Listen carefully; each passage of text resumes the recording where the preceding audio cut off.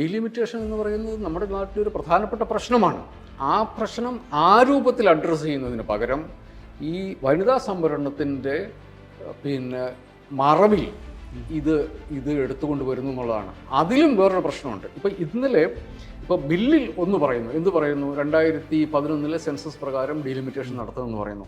മന്ത്രിമാരും പ്രധാനമന്ത്രിയും ആഭ്യന്തരമന്ത്രിയും അടക്കം നാടുകൾ പറഞ്ഞുകൊണ്ടിരിക്കുന്നത്, അല്ലെങ്കിൽ അവർ സൂചിപ്പിച്ചു. കഴിഞ്ഞ ദിവസം പീയൂഷ് ഗോയൽ ചെന്നൈ വന്നിട്ട് അദ്ദേഹം പറഞ്ഞു, ഇത് ദക്ഷിണേന്ത്യൻ സംസ്ഥാനം പ്രതീക്ഷിക്കുന്ന പോലെയല്ല, എല്ലാവർക്കും പ്രോറേറ്റായിട്ട് കൊടുക്കുന്നു. പക്ഷേ ബില്ലിൽ വേറൊന്ന് പറയുന്നു. എന്ന് വെച്ചാൽ ഒരു രാജ്യത്തെ ഏറ്റവും പ്രധാനപ്പെട്ട ഒരു കാര്യത്തിൽ കേന്ദ്ര സർക്കാരിന് അതിൻ്റെ പൊളിറ്റിക്സ് അല്ലാതെ ബ്ലാക്ക് ആൻഡ് വൈറ്റിൽ എഴുതി കൊണ്ടുപോയി വെക്കുന്നതും അവർ പറയുന്നതും തമ്മിൽ വലിയ വ്യത്യാസങ്ങളുണ്ട്. ഒരു രാജ്യത്തെ നിങ്ങൾക്കിങ്ങനെ സംശയത്തിൻ്റെ നിഴലിൽ നിർത്താൻ വേണ്ടി പാടില്ല.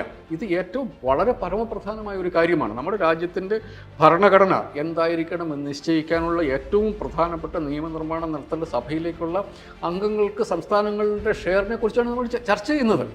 അത് ഈ രാജ്യത്തെ ഏറ്റവും പ്രധാനപ്പെട്ട ചർച്ചയാകണം. ആ ചർച്ച ഒഴിവാക്കി അതിനെക്കുറിച്ച് നിരന്തരം കൺഫ്യൂഷനുകൾ ഉണ്ടാക്കി അതിൻ്റെ മുമ്പിൽ വനിതാ സംവരണ ബില്ല് വെച്ചിട്ട് കേന്ദ്ര സർക്കാർ നമ്മുടെ നാട്ടിലെ മനുഷ്യരോട് കാണിക്കുന്നത് അങ്ങേറ്റത്തെ മര്യാദകേടാണ്. ഇത് ജനാധിപത്യ വിരുദ്ധമാണ്. നിങ്ങൾ ഈ പ്രശ്നം നാട്ടുകാരുടെ മുമ്പിൽ വെക്കണം. ഡീലിമിറ്റേഷനുമായിട്ട് ബന്ധപ്പെട്ട് ഇപ്പം ഞാൻ പറഞ്ഞു, നേരത്തെ നമ്മുടെ നാട്ടിലൊരു കൺസെൻസസ് ഉണ്ട്. അതായത് കോൺഗ്രസ് സർക്കാർ കൊണ്ടുവന്നതാണ്. അന്ന് അത് പാസ്സായി 3-2 ഭൂരിപക്ഷത്തോടെ അത് വാജ്പേയിയുടെ സർക്കാരും അത് പാസ്സാക്കി. എന്ന് വെച്ചാൽ രാജ്യത്തൊരു കൺസെൻസസ് ഉണ്ട്. നിങ്ങൾക്ക് ആ കൺസെൻസസ് മാറ്റണോ, അതല്ലെങ്കിൽ അതിനകത്തൊരു പ്രോബ്ലം ഉണ്ടെന്ന് കൂട്ടിക്കോ. ആ പ്രോബ്ലം ഉണ്ടെങ്കിൽ ഒരു രാജ്യം എന്ന നിലയ്ക്ക് നമ്മളതിനെ ചർച്ച ചെയ്യണം. എന്നിട്ട് ഒരു സർവകക്ഷി യോഗം പോലും വിളിക്കാൻ വേണ്ടി സർക്കാരിന് ഇതിനെക്കുറിച്ച് തയ്യാറായിട്ടില്ല.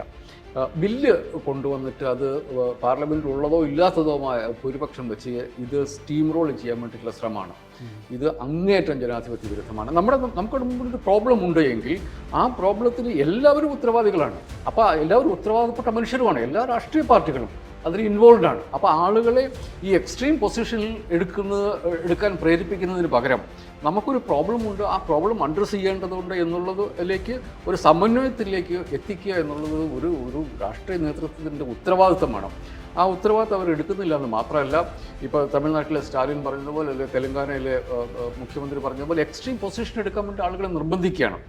ഇത് ഈ രാജ്യത്തെക്കുറിച്ചുള്ള RSSൻ്റെയും BJPയുടെയും ഞാൻ നേരത്തെ പറയും ഇൻസീഡിയസ് ആയിട്ടുള്ള പ്ലാൻ, ആളുകളെ എക്സ്ട്രീം പൊസിഷൻ എടുക്കാൻ വേണ്ടിയിട്ട്. നമ്മുടെ രാജ്യത്തിലൊരു പ്രോബ്ലം ഉണ്ട്, ഡീലിമിറ്റേഷനുമായിട്ട് ബന്ധപ്പെട്ടൊരു പ്രശ്നമുണ്ടെങ്കിൽ അത് അഡ്രസ്സ് ചെയ്യണം. അതല്ലാതെ എല്ലാ മനുഷ്യരും അംഗീകരിക്കുന്ന വനിതാ സംവരണം എന്നുള്ള ഒരു പ്രധാനപ്പെട്ട വിഷയത്തിൻ്റെ ഇടയ്ക്ക് കൂടി ഇതിനെ തിരികെ കയറ്റി സ്വന്തം അജണ്ട നടപ്പാക്കുക എന്നുള്ളത് അപകടകരമായിട്ടുള്ള ഒരു രാഷ്ട്രീയ നീക്കമായിട്ട് മാത്രമേ എനിക്ക് കാണാൻ വേണ്ടി പറ്റൂ.